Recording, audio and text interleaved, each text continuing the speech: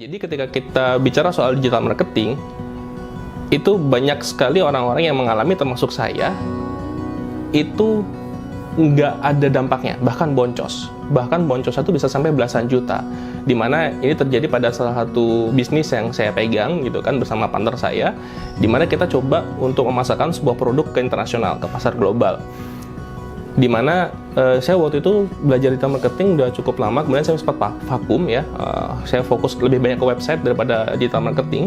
Kemudian setelah saya kembali lagi ke digital marketing, saya melakukan hal yang sama ya, seperti yang saya lakukan 5 tahun yang lalu.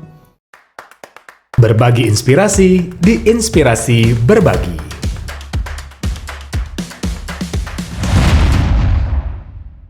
Assalamualaikum warahmatullahi wabarakatuh. Halo Sobat Inspirasi, ketemu lagi kita di Inspirasi Berbagi. Sobat Inspirasi, pernah nggak sih ngiklan tapi boncos? Rasanya gimana gitu ya? Pasti. Jangan khawatir, semua orang pasti ngalamin hal yang mungkin akan bikin down, tapi kita akan belajar dan tanya secara langsung oleh pakarnya, yaitu Mas Riza Bahaswan, seorang pakar ataupun praktisi branding dan juga digital marketing. Seperti apa sih beliau melewati kerugiannya sampai akhirnya bisa untung? Wow, seru ya? Selengkapnya hanya di Inspirasi Berbagi. Selamat menyaksikan.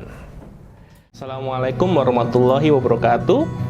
Halo Sobat Inspirasi, perkenalkan nama saya Riza Bahaswan, di mana saya ini sehari-hari bekerja sebagai praktisi di bidang branding dan digital marketing, di mana saya juga membantu teman-teman UKM, pemilik bisnis ya yang punya brand di luar sana. Saya bantu mereka untuk bagaimana mendapatkan pelanggan lewat digital.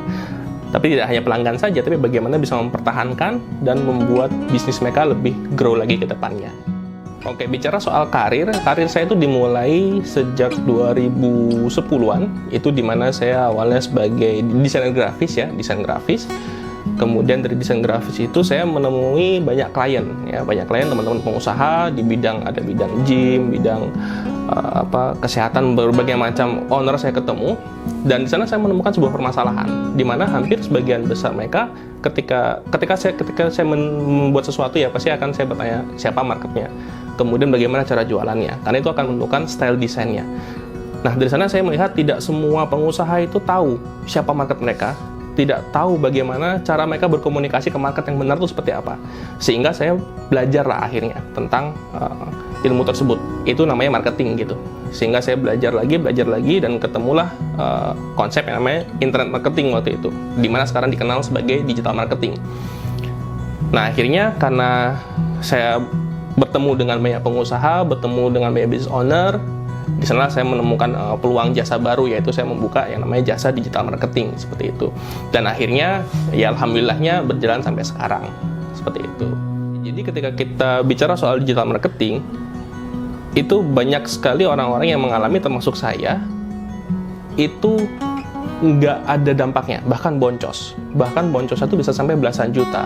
Dimana ini terjadi pada salah satu bisnis yang saya pegang gitu kan bersama partner saya, dimana kita coba untuk memasarkan sebuah produk ke internasional, ke pasar global. Dimana saya waktu itu belajar digital marketing udah cukup lama, kemudian saya sempat vakum ya, saya fokus lebih banyak ke website daripada digital marketing. Kemudian setelah saya kembali lagi ke digital marketing, saya melakukan hal yang sama ya, seperti yang saya lakukan 5 tahun yang lalu. Dan ternyata hasilnya itu nihil. Banyak yang mengunjungi ke website, banyak yang klik, banyak yang chat di dashboard website itu kita bisa lihat banyak yang klik ke WhatsApp, tidak terjadi transaksi sama sekali gitu. Di sana saya bingung ya, kenapa ini masalah terjadi? Padahal cara yang saya gunakan itu adalah cara yang sama seperti yang saya dulu pernah bantu sebuah yayasan juga untuk mendapatkan donasi, itu udah dengan iklan yang standar itu udah bisa dapat puluhan juta gitu ya. Saya gunakan cara yang sama, ternyata nggak berhasil. Saya ulangi terus. Nah, kesalahan saya adalah saya mengulangi hal yang sama sehingga terjadi kerugian yang cukup lumayan waktu itu ya, sekitar belasan juta lah, $1.000 tuh kalau dikalkulasikan tuh sekitar 15 jutaan waktu itu. Akhirnya saya coba step back, mundur lagi ke belakang. Ini apa sih yang salah ya? Apa sih yang saya lewatkan ya selama 5 tahun itu? Apa sih saya yang lewatkan? Akhirnya saya coba untuk mencari tahu lagi, belajar lagi, dan akhirnya ketemu ternyata algoritmanya sudah berubah nih ya. Kita tidak bisa menggunakan cara yang sama gitu. Akhirnya saya belajar lagi dan alhamdulillahnya dari sana saya menemukan sebuah pattern seperti itu. Nah, kemudian ternyata tidak berhenti sama sana aja. Itu masih berlanjut ketika kita sudah dapat traffic yang lumayan, kemudian banyak yang WhatsApp, banyak yang menjadi lead, tapi nggak ada yang closing. Itu kenapa? Akhirnya kita terus mencari. Seperti itu. Jadi, yang waktu itu saya rasakan ketika rugi belasan juta itu ya ini ya, kayak lebih keheran aja kok bisa gitu ya. Terus apa salahnya di mana? Refleksi, lebih kepada reflektif aja.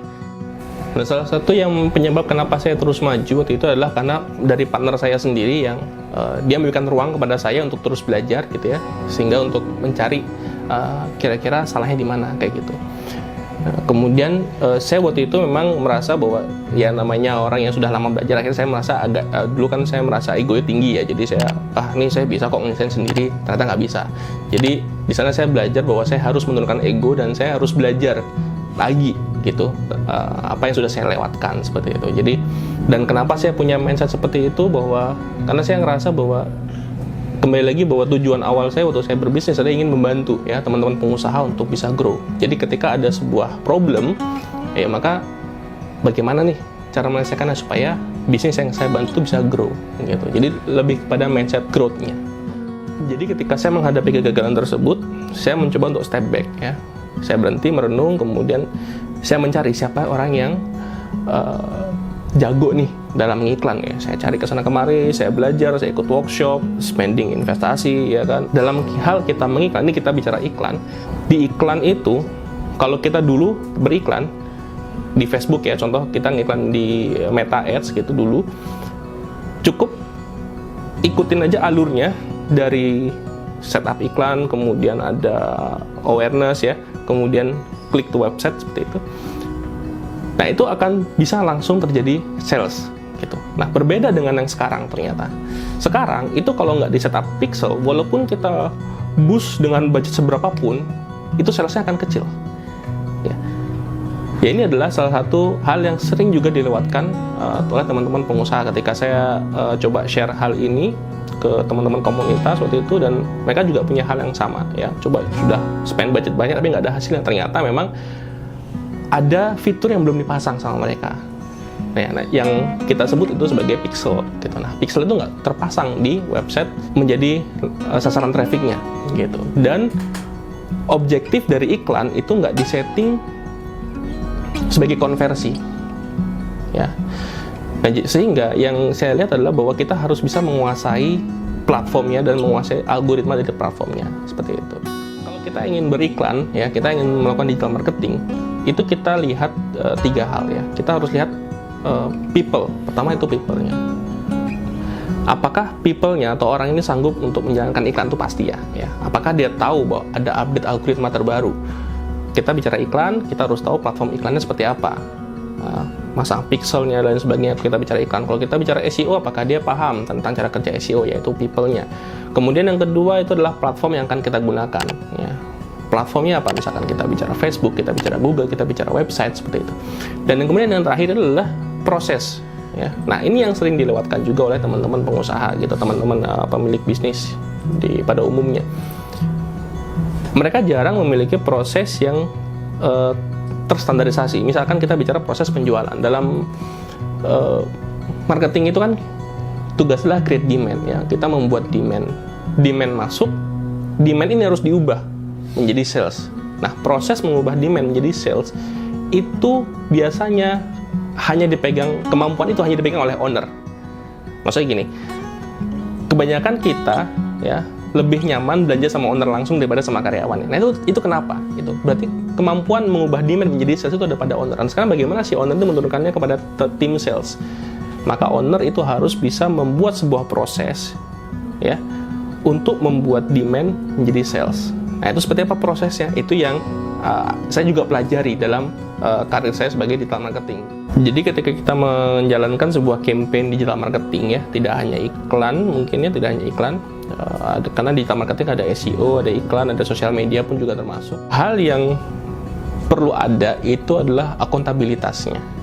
Nah, ini yang juga sering dilewatkan oleh teman-teman pengusaha, akuntabilitas. Saya sering ketemu teman pengusaha yang omsetnya mungkin sudah miliaran ya, terus saya tanya, dan mereka stuck di angka segitu.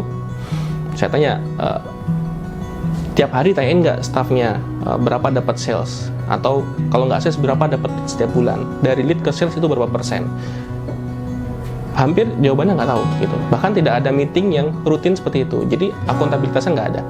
Nah makanya penting, salah satu yang saya bantu sekarang itu adalah kita mengukur ya dari setiap proses perjalanan pelanggan, dari mereka masuk jadi dari lead sampai ke sales itu kita ukur semua. Dari traffic ke leads itu berapa yang masuk, dari leads kemudian bikin appointment itu ada berapa. Mungkin saya mundur dulu. Di dalam menjalankan campaign itu ada 3 step proses yang saya kembangkan saat ini. Itu yang pertama ada namanya proses akuisisi. Ya, proses akuisisi ini adalah bagaimana kita mendapatkan pelanggan, mengubah pelanggan dari leads menjadi konsumen. Kemudian proses kedua itu adalah bagaimana membuat mereka yang sudah beli itu beli lagi. Ya, itu adalah retention. Kemudian yang ketiga itu bagaimana dari retention itu menjadi referral. Mereka bisa mereferensikan bisnis kita kepada orang lain. Maka dalam kita menjalankan marketing, 3 ini selalu saya lihat, dan 3 ini yang akan membuat bisnis kita menjadi grow. Kalau kita fokus bicara pada akuisisi, customer acquisition, itu bagaimana kita mendapatkan pelanggan. Proses mendapatkan pelanggan itu berbeda-beda setiap industri. Umumnya kalau kita bicara bisnis produk, itu kalau kita bicara full checkout, jadi kalau di website itu namanya full checkout, kayak di Shopee atau Tokopedia, itu kan proses orang belanja itu kan dari visit ke website, halaman produk, dari halaman produk itu masuk ke cart, ya, keranjang belanja, kemudian dari keranjang belanja itu masuk ke checkout atau proses pembayaran. Setelah di sana mereka akan bayar. Nah, itulah proses akuisisi pelanggan, ya. Kemudian kalau dibicara jasa gimana? Bisnis jasa gimana? Kalau bisnis jasa itu saya menggunakan framework yang namanya LAPS atau LAPS. Ya, ada L itu leads, kemudian A-nya adalah appointment, P-nya itu adalah presentation atau sales presentation, yang terakhir adalah sales atau closing. Nah, proses ini adalah proses akuisisi yang saya gunakan untuk bisnis jasa, produk-produk yang butuh komitmen tinggi untuk mendapatkan, yang misalkan produk mahal ya, properti, kontraktor, layanan rumah sakit yang nilainya cukup tinggi gitu, asuransi dan lain sebagainya, yang untuk kita bilangnya produk mahal lah ya, untuk jualan produk mahal. Itu saya menggunakan framework yang namanya LAPS, Leads, Appointment, Sales, Presentation, di mana lead masuk kita ubah, kita angkat komitmennya, kita nggak, ketika lead masuk kita nggak jualin produk utamanya, kita ajak mereka untuk appointment dulu, buat janji. Karena kalau misalkan dia baru masuk kita langsung jualin, itu kan tidak semua siap ya. Tapi kita harus angkat komitmennya pelan-pelan, mulai dari kita ajak dulu appointment buat janji, yuk kita ketemuan yuk untuk bahas apa gitu. Atau misalkan kalau kita jual mobil, Paknya mau test drive gitu ya, kira-kira tanggal berapa mau test drive, ada appointmentnya. Kemudian kita jual properti, kita ajak untuk showing unitnya, kapan kita mau showing unit gitu. Jadi bukan ke beli produk, Pak, kita ada promo perumahan harga 1,2 M, cicilan bisa, itu nanti itu ya. Kita ajak dulu mereka buat janji, lihat dulu, yuk Paknya ada waktu kapan buat lihat propertinya, atau misalkan bicara kontraktor gitu ya, Pak, kapan bisa kita ketemu untuk bahas pre-rekonstruksinya seperti pre-construction seperti apa, requirement-nya untuk izin bangunannya gimana, seperti itu. Nah, itu kan kita tidak bicara, ibaratnya kita tidak bicara uang di awal, tapi kita melihat punya komitmen nggak sih si klien atau calon, si prospek kita ini punya minat nggak sih terhadap bisnis kita. Nah, dari sana kita ajak mereka, setelah kita ajak mereka appointment, mereka datang, kita ajak showing unit, kita ajak test drive, kita ajak diskusi soal proyek. Dari sana ketika appointment terjadi, kita masuk ke fase yang namanya presentasi. Jadi kita mempresentasikan ya value dari produk kita. Jadi tidak hanya sales aja, tapi mempresentasikan value. Jadi ketika menunjukkan rumahnya, kita tunjukkan, ketika misalkan kita jual properti, kita tunjukkan propertinya, kita jual mobil, kita tunjukkan bagaimana kualitas mobilnya, bagaimana mobil ini membuat kenyamanan di keluarga gitu. Misalkan value-nya kita tunjukkan ke mereka, kita presentasikan value tersebut. Nah, dari value itu, dari presentasi, baru akhirnya kita bicara ke sales. Ya, nah presentasi ke sales itu ada proses follow up, gitu. Sehingga ini akan membuat prospek itu mendapatkan pengalaman belanja yang terstruktur. Dan kita juga bisa ngukur sebagai manajer ya, kita bisa ngukur berapa yang masuk ke leads, dari leads berapa yang bisa kita ajak presentasi, kemudian dari presentasi berapa yang kita bisa ukur ya, dari yang masuk ke leads berapa, dari leads kita buat janji berapa, yang dari buat janji ke datang untuk presentasi, karena kan ada gap ya biasanya, mereka cancel lah, mereka apalah ya, kemudian dari presentasi itu berapa yang terjadi sales. Nah, setiap perjalanan ini bisa kita ukur. Kalau misalkan dari leads ke appointment itu nggak ada, berarti bisa jadi kualitas leads-nya kurang bagus, nggak sesuai. Kita bisa perbaiki dari sisi iklan. Kalau misalkan dari appointment ke presentasi itu turun, berarti ada masalah dalam hal membuat janji. Ya, mungkin kita nggak tegas sama kliennya untuk hal appointment ya, buat janji, atau kita terlalu buru-buru mungkin buat janji, itu bisa dievaluasi dalam tim. Kemudian dari presentasi ke sales itu bisa kita ukur. Oke, itu kalau misalkan nggak optimal, kita gimana cara naikinnya? Nah, setiap itu yang harus di-meetingkan ya setiap minggunya, bahkan setiap hari kalau bisa. Ya, di tempat saya sekarang itu hampir setiap hari itu kita akan menghitung berapa leads yang masuk, dari leads masuk berapa yang appointment. Yang appointment ke presentasi ada berapa? Kalau kita pakai sales call ya, karena kita jualan produk ke global, kita pakai sales call. Yang dari appointment ke sales call berapa orang, dari sales call yang closing ada berapa gitu. Nah, itu kita ukur. Kalau kurang dari standar kita atau KPI istilahnya, kurang dari KPI, kita evaluasi ya, plannya gimana supaya yang closing lebih tinggi kayak gitu ya. Kalau kita melihat ads, konten, copywriting atau produk, yang lebih penting yang mana ya? Kalau saya bilang sebagai marketing itu adalah produknya itu penting ya. Produk, kenapa produk penting? Karena dari produk itu kita bisa membuat konten, dari produk itu kita bisa bikin copywriting gitu. Kalau produknya bagus, kita promote sedikit aja, itu udah pasti orang akan beli lagi gitu. Tapi kalau produknya itu nggak bagus, mau kita iklankan sehebat apapun dengan budget berapapun, itu nggak akan berefek besar, bahkan bisa berdampak negatif seperti itu. Jadi sebisa mungkin sebelum iklan, bahkan saya sudah punya kayak biasanya bikin standar ya, kalau mau beriklan atau berpromosi atau melakukan aktivitas promosi di digital marketing, itu pastikan minimal bisa jual 10 produk secara organik dulu, dengan cold calling atau ke sales canvassing, minimal dapat 10 pelanggan, dan punya minimal 3 testimonial atau 3 positive review seperti itu. Supaya apa?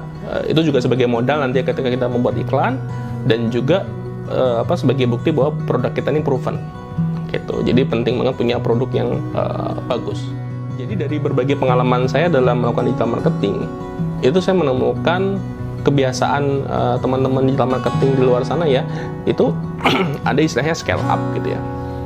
Jadi ketika iklan sudah bagus, sudah ketemu winning campaign nih, oke, kita scale up gitu. Nah, kemudian saya berpikir, apakah semua perusahaan bisa melakukan yang namanya scale up gitu? Nah, ternyata saya menemukan ada sebuah kasus yang tadi saya juga sampaikan soal kenapa produk itu penting ya, dan juga kenapa sales process itu penting. Jadi ketika kita itu mau scale up, itu kita harus memastikan yang pertama produknya udah harus bagus ya, itu yang pertama. Yang kedua, kita punya sales process yang siap menampung scale up tersebut. Karena ada case di mana ketika kita melakukan scale up, traffic banyak datang, ternyata yang terjadi apa? Bukannya untung seperti yang diharapkan, malah rugi, malah boncos, malah rugi, balik ke rugi lagi yang seperti case di awal. Kenapa? Karena kalau kita bicara di iklan Facebook ya, iklan Meta, ketika kita naikin budget, itu si algoritma Meta itu akan mencari audiens baru, dan audiens baru itu belum tentu teredukasi seperti audiens kita yang sebelum-sebelumnya, sehingga cost akuisisi dari Facebook itu akan naik, dari Meta itu akan naik. Ketika kita bicara SEO, kita langsung hajar dengan oke, ini SEO-nya bagus nih, kita tambah aja lagi dengan 100 artikel sebulan gitu. Yang terjadi apa? Google akan menganggap website kita sebagai spam gitu. Jadi ada kita perlu hati-hati dalam melakukan scale up gitu. Dan tidak semua teman-teman UKM itu ternyata siap untuk melakukan yang namanya scale up. Akhirnya dari saya berpikir, oke, berarti dalam hal melakukan scale up, pertama produknya harus bagus dan prosesnya harus bagus. Maka saya mencoba untuk meluaskan pandangan saya tidak hanya pada digital marketing aja, tapi bagaimana juga whole business whole proses ya, keseluruhan proses. Maka saya melihat dari proses akuisisi, kemudian ada namanya retensi, dan ada yang namanya referral. Jadi eksponensial itu kan dari 1 ke 2, 2, 4, 4 ke 8, ya 8 ke 16. Nah, kenapa bisa jadi eksponensial? Karena sebenarnya kalau proses digital marketing kita bagus, ya cara kita jualannya bagus, cara kita follow up-nya bagus, kemudian cara iklan kita bagus, dan pelanggan itu seneng, kemudian ngasih referensi, bahkan ngasih review, bahkan mereka membela kita, itu yang terjadi adalah bisnis kita akan bertumbuh secara eksponensial. Nah, apa eksponensial itu berarti kan dari 1 pelanggan, bulan depannya dapat 2 pelanggan, bulan depannya lagi dapat 4, ya kan, karena masing-masing mereferensikan, ya kan, ke teman-temannya, dan marketing kita tetap jalan nih, tapi customer kita juga ikut mempromosikan, sehingga akan double lagi itu ke 4, nanti besok bulan depan lagi 8 pelanggan, bulan depan lagi 16 pelanggan. Itu adalah bentuk ideal ya, sehingga growth-nya adalah eksponensial.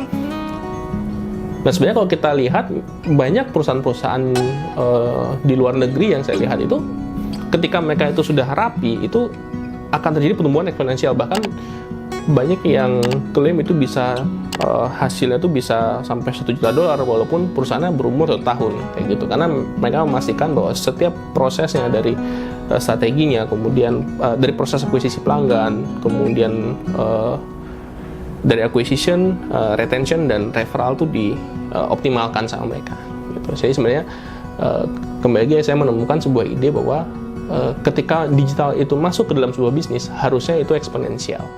Nah, jadi dari kembali lagi ke pengalaman yang sebelumnya, kemudian saya coba untuk bereksperimen gitu kan dalam digital marketing, yang akhirnya saya menemukan sebuah pola yang saya sebut X-growth, gitu ya, exponential growth atau pertumbuhan eksponensial.